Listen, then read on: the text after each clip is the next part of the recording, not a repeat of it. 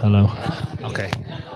Okay, welcome everybody. Thank you for coming today. I'm having to use the microphone because we're using the YouTube live feed for parents who can't make it here so that they can pick up on the information throughout as well. And this will also be recorded. So the link that was sent out, if you want to show partners or anybody else the information, you can just go back over it. The slideshow will also be sent out in an email next week, along with things like the camp packing list and a few other bits of important information, also the medical forms as well for those who haven't filled them in previous years. So I'd like to welcome Anthony from A-Team Adventures Limited. He's one of the main organizers of all of the wonderful programs that we do with them.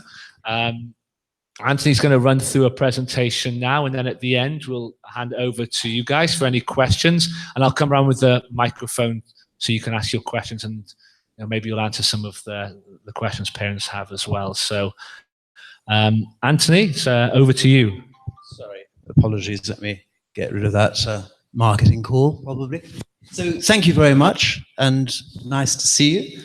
I love coming to this school. The campus is so wonderful. The day is like this. We'll be taking your kids off to have adventures together, and some of you, perhaps your kids have not been with us before, or maybe they haven't been on the overnight camp before. So I'm really here to make sure that you understand a little bit about us, a little bit about how we work, some of our values, our ethos. I'm a parent, my kids are 16 and 18. They still talk to me a little bit, but keeping in touch with your kids and keeping your kids in touch with not just what happens in school, but what happens outside. My older son's about to go to university. It's a big step. He's done a lot of outdoor things. I think that's helped him a lot in terms of resilience, in terms of preparedness, his ability to get on a plane and go to another continent and start a new chapter of his life. Anyway, let me not go on at a tangent there. Let's get into the program and the presentation. Look, if you have questions on the way through, it's a small group, it's a friendly group, just speak out. We don't have to wait till the end. You might forget the question. But let me just give you a walk through. So, is that going to do that?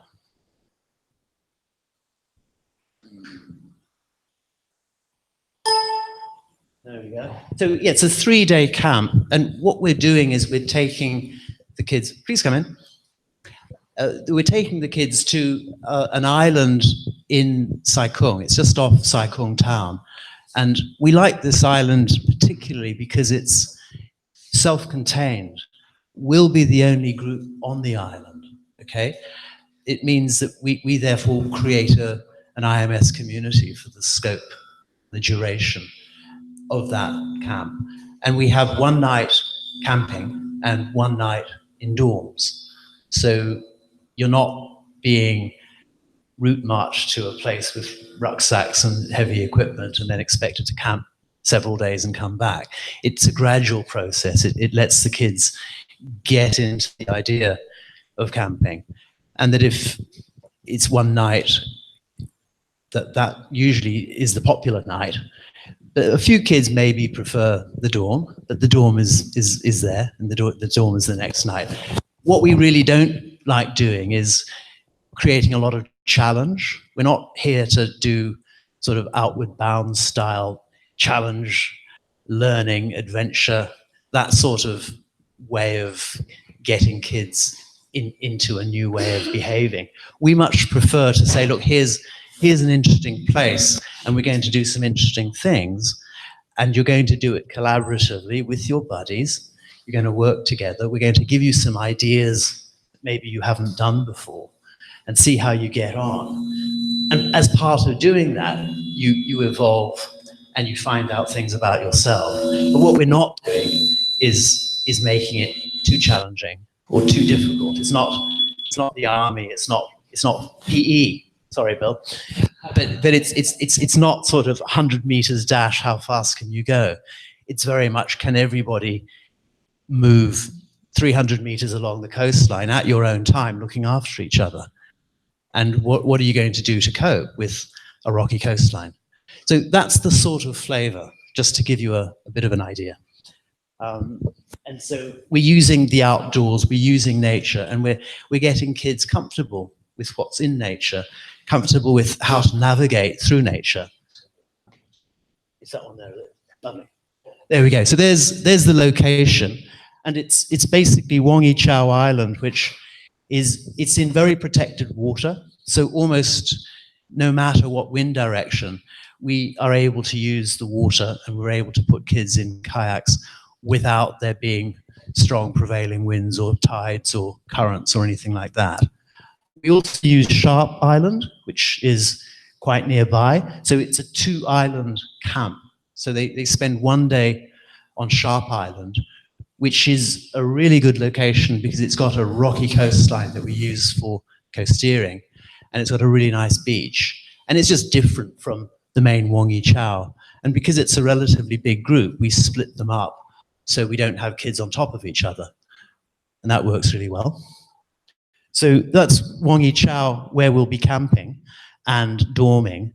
And you can see it's a sizable island. It's about 5 minutes to walk from the bottom there, which is where the pier is, right across to the top north end, which is where there is a range of things like the barbecue site. And the campsite is about 2/3 the way along on the top left, that brownish area. That's where they camp. So, yes, as I said, it's accommodation in dorms and in tents. And there we go. There's some kids putting up some tents. There's a dorm. The dorms, I think, are 10 per room. So, and of course, it's separate sexes. They have a great time in the dorm. It's real sort of hang out with your buddies. The school will be choosing which buddies hang out with who. And indeed, we'll do the same for the tents, because there's hanging out that happens in the tents as well. And we do need the kids to get a good night's sleep. So there is thought being given to how that works. And of course, the first night they tend to get overexcited, and we have to start the second day a little bit quietly. And then the second night they sleep like angels. We haven't yet found a way to avoid that particular pattern, but it is simply the way these things operate. So there's a tent. These are large. They're 1.95 meters tall. You walk straight into them, and they're rated as 8-man tent size. We tend to put about 5 or 6 kids into them, just to give them some room, give them some space to move around. They sleep on camp mats, so it's relatively comfortable. If kids aren't comfortable, we can give them a second mat if necessary. They do need to bring a sleeping bag. That will be on the gear list. But really, the big tent format really does work well. Small tents, 1 or 2 or 3-man tents, kids get scared at night. And if you have 8 of them in a tent, it's a lot more conducive to the kids looking after each other. And we encourage them to say, look, you are a group, you're a tent group, look after each other, be nice to each other. And that process makes a huge difference in terms of really their comfort and the fun that they have. So this is why we've chosen tents like this. Activities, what we do, because it's a relatively large group, is to split it into a large number of activities. And those activities are spread across 3 days, and they rotate. So the children move through the activities, and as I said previously, it'll be different locations doing different things. So there's the basic camping and camp craft, learning about putting up tents, doing the tent erection themselves, or the taking down of the actual tents they'll be staying in. Camp craft, learning about shelter, how cold you get when you stop moving around, how could you build shelters from what you have around you. I'm popular today, apologies. and also some basic map reading and orienteering, so skills that we use in the outdoors. The island is small, but there's still which direction do you need to move in to get from A to B, looking at a map, points of the compass, some ideas around that. We're really encouraging them to use the opportunity and to get the skills that they've learned at school, perhaps, to actually see how can they be useful in the real world. I quite like then pulling out a GPS mobile phone and saying, well, look, do you know how to use one of these? Putting mobile phones to a use other than playing games. So sea kayaking, that's a very popular one because we are on an island, and so we use the kayaks. We also have hiking and a scavenger hunt built in with the map reading. So it's a good group of activities. One that you may not be immediately familiar with is coast steering. Now that's really a rocky coastline, not a beach, but a rocky coastline, which on Sharp Island is really, really suitable. You move along the coastline, you can go on the rocks, you can jump into the water, you can swim, you can come out, and they go along for 200 or 300 meters. This really lets them figure out a whole lot of things, how to balance, how to help each other. It's a very, very strongly collaborative activity. And it also lets them look at the marine environment. There's crabs, there's shellfish, there's a whole lot of marine life amongst the rocks that people don't normally go there. They don't even realize that it's there. So we focus quite hard and look at what is there. And we of course see the plastic and the pollution, including the microparticles and the things that are stuck inside the rocks, and have discussions about what are they, where did they come from, and the issues around plastic in the sea. But this gives them a chance to it's not like just doing a beach cleanup. It's actually, I hope, a little bit more meaningful. And we do have snorkeling as well, because there's some very good coral on Sharp Island. Beach activities, there's some beach games we play and team building games. And also on the island at Wang Yi Chao is quite a nice mangrove area. And again, we're into the mangrove swamp. We're looking in detail as to what's living there and what's happening in that intertidal zone. So again, what my company specialize in doing is not just doing activities, but to work with the school and integrate what the school's been doing recently with the kids that are on the program in the classroom. What have they been learning? And we then make sure that what we're doing with them across those activities actually has connections and resonates with what they've learned in the class.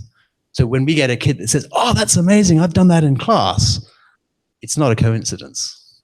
It's been deliberately worked out, planned, and it brings the learning home. You know, the kid really sees the value because it's not just something that he saw in the classroom or saw in a textbook. He's seen it out there.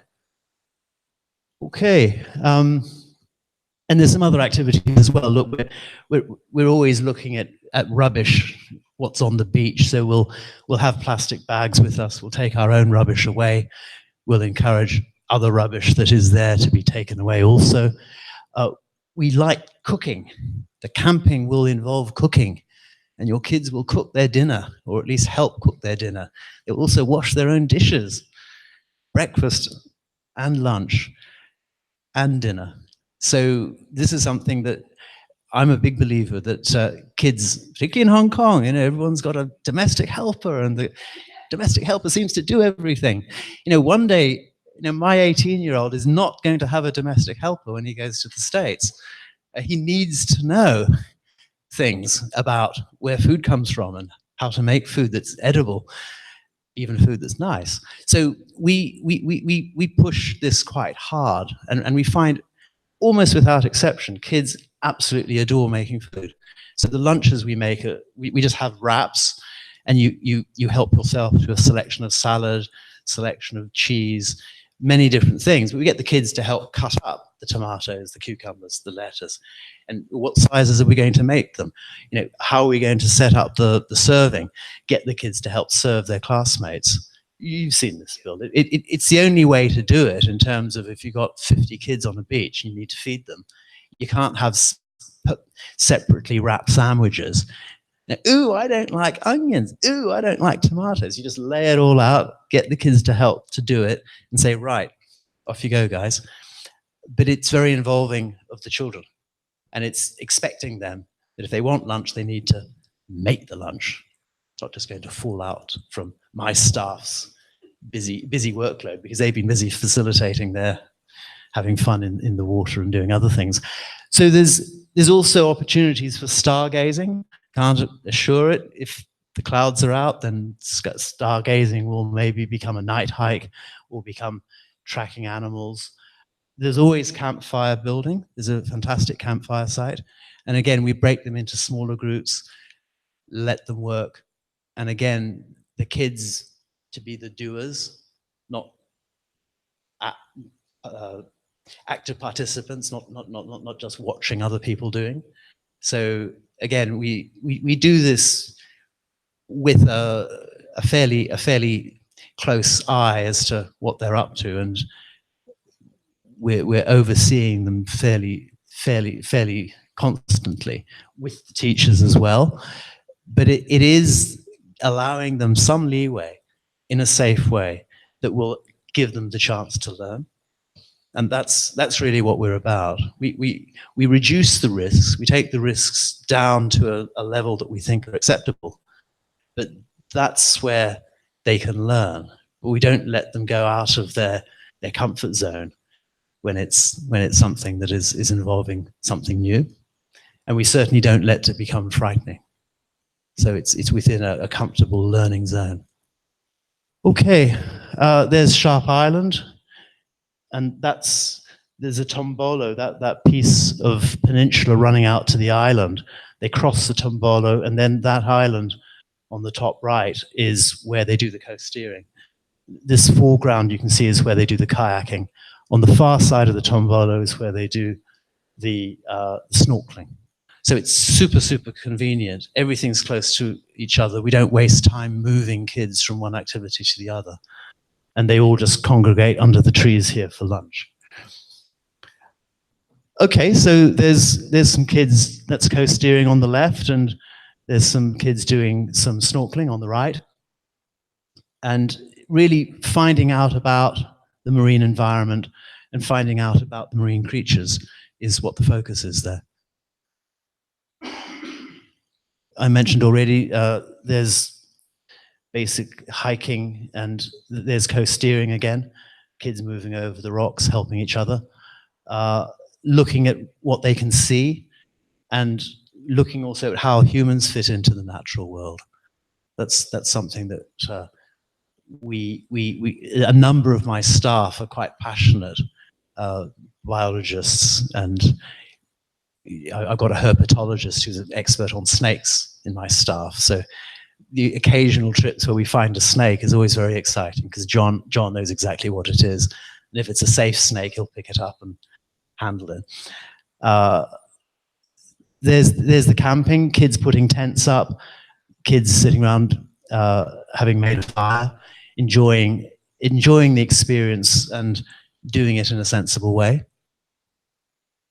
So I mentioned already that we're looking to make programs that are specific to what the school has been doing, and really letting kids through these programs learn to deal with real life situations and to gain real experiences from them. So hopefully when they come back and you ask them what was camp like, and if you say what was interesting or what was memorable, they're going to say something other than just, oh, you know, marshmallows were really yummy at the barbecue, which they will be, but hopefully there'll be something as well as that. That's my objective. And really these are skills that as you move forwards, these are life relevant skills. These coping strategies, these resilience and ability to work in a group to do something like co-steering that you've never done before, and to come back and to be smiling and to be happy. You know, hopefully they do the same at their first day at a new job, for example, or first day at university. You know, it's a similar sort of situation. So our people are outdoor professionals. They come from a range of different countries. I'm a Kiwi by descent. We have Canadians, Americans, South African lady, and a range of skills, a range of backgrounds. We've got teachers. I actually used to be a lawyer for my sins for many years, but I've always been an outdoors person. And a preponderance of people that have outdoor guiding, outdoor professional industry skills. It's always a challenge to find people that have those skills, but also have children's skills. We absolutely don't buy the sort of the tough guy. You know, I'm a rock climber and I hang on with 2 fingers. Well, are you any good at talking to children? A lot of them are not. So the mix between people that have a vocabulary with children, have an empathy with children, and who the children actually want to emulate. Someone who's worthy of emulation is the classic that I'm looking for when I'm recruiting my staff. Not easy to find, but we do have some. And I think you'll find that your kids will come back and say, yeah, and they'll start telling you about this individual, that individual. And hopefully that has made an impression on them. That's what we're trying to do. So just a few little ratio information tidbits. For water, we go 1 instructor for 6 children. That's EDB, Education Department recommendation. For land activities, it's 1 to 12. We also have teachers from school with us, so that will be on top. And that's useful also because they know the kids better. They know their names really well. They understand the kids. And we encourage the teachers to be active participants with my staff. So the kids get both sets of adults being really involved and intensively focused on the activity. If there's an emergency, well, we're only very close indeed to the Saikung Pier. There's a speedboat we can take. If necessary, there's even a helicopter evacuation. We've I think once used the Chenghuano Hospital. I had to take a girl that had a little cut in her finger and got 1 stitch as a result. And she then got rather interested in becoming a doctor after that, apparently. But it is very, very easy to take people out of the camp if needed. It is just a 10-minute speedboat. So it's one of our easiest locations in terms of evacuation and being able to give care for kids. But we have staff that have wilderness first aid as well as regular first aid. So most things we can deal with without having to take the kid off the camp. And that girl came straight back the same evening and was in the kayak the next day. Here's the packing list. So this will be circulated. It's a fairly common sense set of mostly clothing for outdoors. So shoes, hats, t-shirts, change of clothes, a rucksack. I would urge, please don't give your kids too much. They do need to carry it. And please get your kid to organize it. Don't let the domestic helper pack the bag, because then the kid won't know what's in their bag.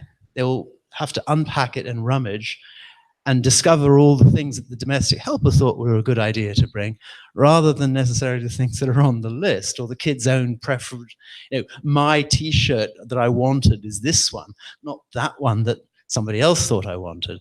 So again, as part of the growing up process, I would urge you to let your child be the responsible party for deciding, my sunglasses and my head torch and my t-shirts, which ones am I taking? And put them into the bag himself or herself. It makes camp a lot easier because they then, yeah, I want my red t-shirt, and they know where it is. as opposed to, oh no, it hasn't been put in. My helper's really, no. Anyway, I think I've made my point. So there's and you will get that list. And please, sorry, you got a short question. Wet clothes. Okay. Yeah. Well, just wet clothes, wet shoes. You know, it's easier that way when it all comes home and it's a garbage or a carrier bag from a shop, a plastic carrier bag, a larger size one. Yeah, that makes sense.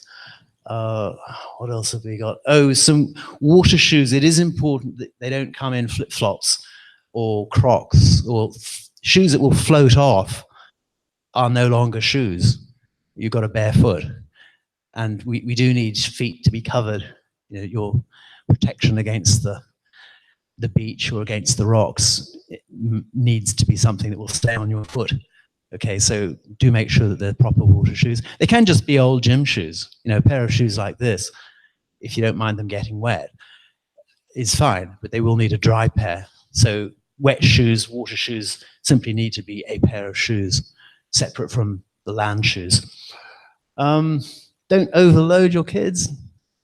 Every year we seem to have one or two kids that have this massive, enormous, and sometimes it's full of candy and snacks and all sorts of stuff. Now, look, it does create problems. Sugar rush, I think people are familiar with. When you're camping, there's also a whole bunch of animals out there. There's ants, there's many insects that are very interested in the content of a candy larder. And we have to make absolutely sure the kids do not bring candies and sweets and sugary things into the tents, because once they do that, their sleeping environment is now shared with a whole lot of rather unwanted guests. So we will take all those things off the kids and put them into a box simply for the hygiene of the tent. But also it is, I'm not sure what the school's view on the sort of chocolate and a lot of sugar, but it does mean that, you know, some kids have, some others don't. It's a lot easier if they just have healthy snacks. We give them healthy snacks. We will give them bananas and apples. We use a Nature Valley bar, which is a healthy bar, nut-free healthy bar. And they really do not need very much in the way of, if they want something healthy, just a bit extra, yes, but they don't need a lot. And we will simply take it off them and make sure that it doesn't get turned into ant food. Yeah, I'd agree with that. I mean, I don't get hungry at camp, and I eat a lot of food, so the children, there's no way they're going to be getting hungry there. There's so many snacks and things going around, so I really don't think they need any other additional food, to be honest.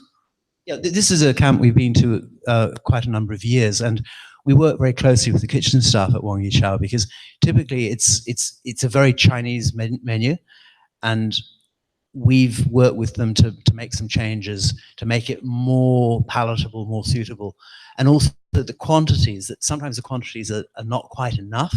So we bring a lot of extra food because we're doing the camping meals, we're doing the camping dinner and the camping breakfasts. So we have a lot of good extra food, and we do like to eat well, because happy, well-fed facilitators will be better giving your kids a good camp. So we do focus on the quality of the food, and that of course runs right through to not just our own people, but our school teachers and our kids, to make sure that everybody's got plenty of food, nutritious food, and well balanced, which is hence my banging on a little bit about the snacks.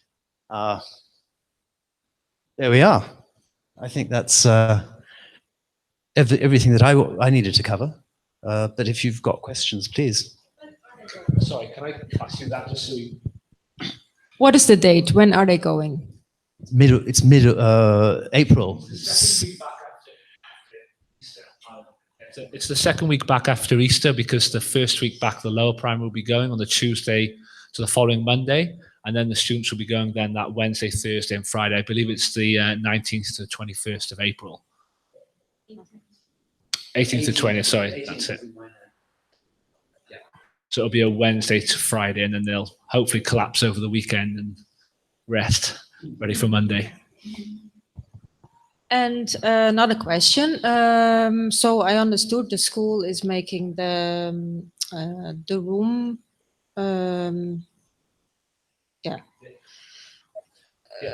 Are they? Can they choose? Yeah, so what we've done within each class, we let students, we gave them a period, you know, again, taking responsibility. I sent out an email to them all and gave them a month to email me back with some preferences for what they'd like. And then I worked with the classroom teachers then to see how those pairs or groups they thought would actually interact. So they are all with at least one or two other people from their class for their bedrooms. And then we've mixed those with other classes as well. So they get to, again, develop new relationships with other people from within the school. So everybody's had the choice to choose at least a couple of mates to be in their room with them. And have some other familiar with. Adopted a similar approach, activity groups of some people who they're friends with, but some that will be new to them. Because again, we want to challenge their cooperation and their teamwork skills with other people. Yeah, and the groups are going to be changed during the activities, or they stay within the same group they're sleeping with, or? The activity groups will be slightly different from the ones they sleep with, because we don't want them just staying with the same people the whole time. So they'll have their sleeping groups, and then they'll have some activity groups. So they'll be mixed. So we've tended to go a little bit more with age for the activity groups, because then that gives Anthony's guys as well a bit more of a chance to push some of those year sixes on, whereas some of the younger students in year fours coming up may need slightly different sort of activities or different challenges. And of course, the sleeping groups are single sex, with activity groups mixed. Oh yeah, boys, girls, yeah. So, we find that quite often we come back from a camp and kids will say, "I've got a new friend." You say, "Well, you're at the same school." We say, "Oh, I'd never really hung out with him before." Yeah. And that's something that for us is a really good result, that we've actually catalyzed kids to get to know each other better. And cross-class in particular, it's a good opportunity. So we try and plan it to maximize that exposure, and it can work very well. Please. I've got two questions. The first one is, do they need a small day bag because they're going to different sites? And then the second one is, what provisions do you have if it rains, because it's April? Question one, do they need a day bag? Yes, they do.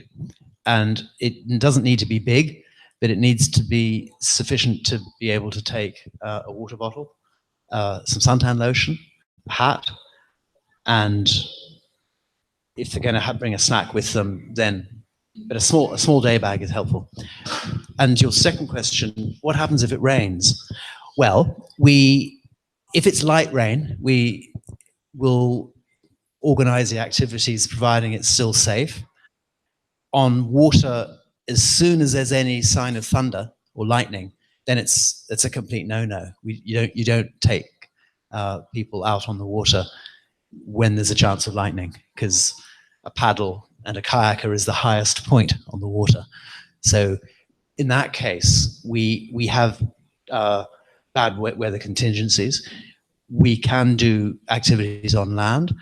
On Wong Yi Chau, we're lucky in that there's several large assembly hall rooms of about this size, and we can quite easily move kids into a room like this. Is it ideal?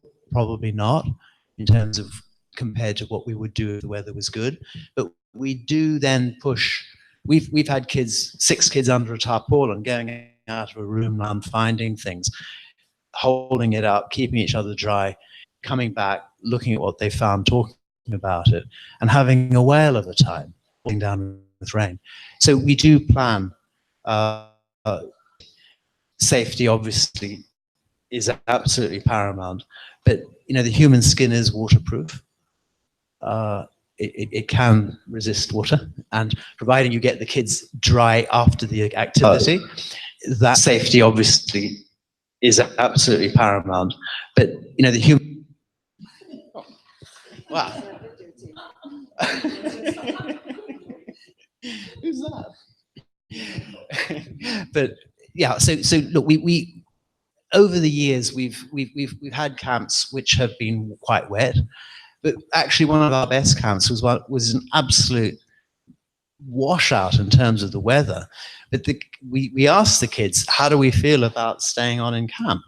You know, these tents are going to have to move. You people are going to have to move and camp in the dorms. We're going to make different arrangements. How would you like to do it? Do you want to go home? And the answer was no. And other schools, other operators were sending their kids home, but we held out, and the kids had a fantastic time. So those are the sorts of decisions we'll be making. We'll be watching the weather, keeping it under review with the staff of the teachers. The teachers will be keeping the parents informed. But the thing is, they only get this week once a year. And if we do get unlucky with the weather, it is a shame if we have to lose that week, because they'll then have to wait another year for it. If we can rescue some parts of it, maybe we can't do the full 3 days, maybe it gets curtailed. Maybe it's not kayaking falls by the wayside, but something else that's indoors takes its place. We're very keen to let the show go on if it can. Thanks for the question. Any other?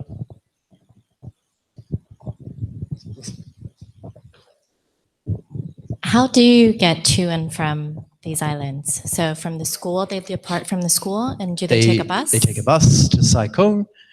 At Sai Kung, we take them to the ferry pier, and they jump on the Wong Yi Chau ferry. That's a junk boat, which takes about 25 minutes. You will meet at Central Ferry Pier to take a bus. It's a far better location because it takes much longer to get from Stanley. Yeah. But by the time we wait for everyone to Yeah. arrive here, Yeah. Yes. we're going to be so far behind. So we meet at Central Ferry. I think it's Central Ferry Pier 5. The bus will be there. Yeah. Straight off to Sai Kung. Yeah, thanks, Will. Yeah. Okay. And how many of the teachers from the school will actually be accompanying the students? It's usually about 10, isn't it, Bill? We've got 14. So maybe we'll repeat that. Actually. Yeah, it's about 14 teachers from the school. It's a relatively big group this year. So it's all of the classroom teachers from upper primary, and then myself, Fraser, Kyle, the middle school teacher, and Alex, the other PE teacher. Okay. Yeah, so class teachers plus some extra people like Bill and others who will supplement them. Okay. Okay. Okay, sorry, excuse me. Okay, so there's a question online saying, so there was a question online saying, where will the teachers sleep? So I think I can answer that anyway, because what we do is we have, we also sleep in the same area as the students will. So some of us will be in the dorms, some of us will be out camping. And so we'll be in the same areas, we'll be going through exactly the same experiences as the students will be. And then there was a second, do you want to build on that? That goes for my staff also, that my staff will be in the dorms and others will be in the campsite. So there's plenty of adults around. And there was a second question online saying, is this a different island to last year's camp? So yeah, this is obviously Sai Kung and Wong Yi Chau. Last year was Cheng Chau. So what we've tried to do with both the upper and the lower primary camp is bounce between two locations. So we want to give them different experiences each year and then return to that site when they're a few years older. So for example, a first year upper primary now will be visiting this site in year 4, but then they may be going back there again in year 6 as well, you know, with different sets of challenges and different opportunities, because the camps, although we're returning to the same site, they do develop and change each time. So we're trying to give them different experiences in new locations as well. So there's some personal challenges in there, but then there's also some familiarities, you know, later on in their cycle. That's all the online questions. If there's any others. Yeah, please.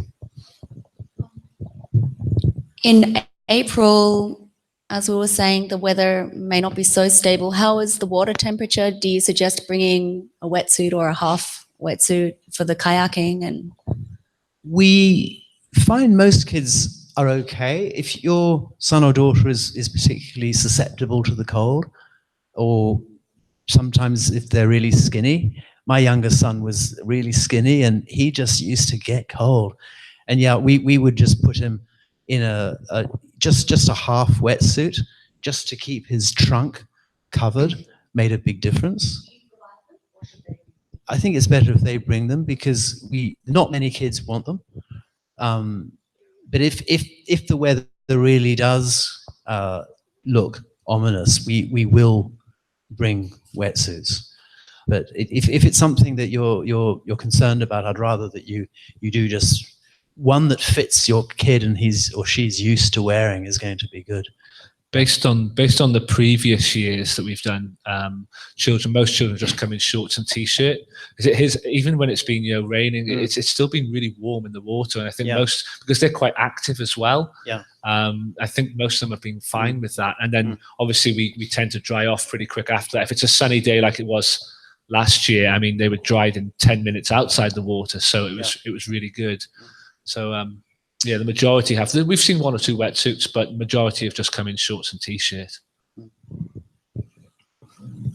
Okay, I hope that was tolerably clear, and looking forward to having your sons and daughters join us again.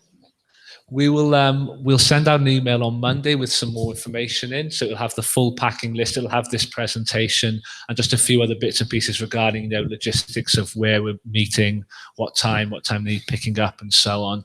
And then feel free to email me at any point, because if I've been to this site before. The first year we went with Anthony's company, it was fantastic.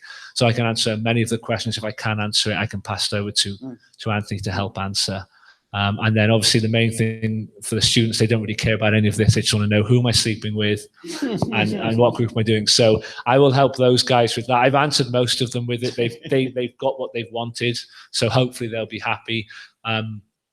If there's any, if you have anybody who's nervous or a little bit, curious about camp, or I take my phone, so I'm contactable 24/7 during camp. And if anybody really needs to contact mum or whatnot, most of the time it's fine. We encourage no phones, but I will take phone numbers of parents if it's a real need. But hopefully, most students will be fine, and we managed to get everybody pretty much through camp last year from upper primary, so that was really good. Yes, I mean, we will remember with the medical form, we will have details, and the medical forms will be with one of my staff. So, I told you about the girl that cut her finger. We were in touch with her parents, and they knew exactly what was going on because we had the medical form and we could see mother's mobile, father's mobile. So it was just not an issue at all. And we will use judgment as to, is this a situation that needs parental involvement, or just to let the parent know. Homesickness is something that happens, and that's part of getting through camp. And how do we deal with homesickness? We tend to ask the tent mates or the dorm mates to help. Who's your best friend? Do you want to come and look after your best friend and be nice buddies to each other? Help them that way. So it's not a process by which it's sort of hands off, or that parents have to be worried. We've done this many times. We know what to expect, and when it happens, we know how to respond. And we do things that we are confident will move the kid through and on to enjoying the camp very soon afterwards. Just one final thing with the medical form. If your child went last year and they filled out the form, whether it's lower primary or upper primary, unless something has changed, you don't need to fill out the form again. So the camp company have already got that on record. So it's only new parents to the school or anybody who didn't attend camp last year that we haven't got a record for their medical form. Okay, well, thank you very much for coming, and please get in touch if you have any further questions, and we look forward to a really good camp. Thank you. Okay.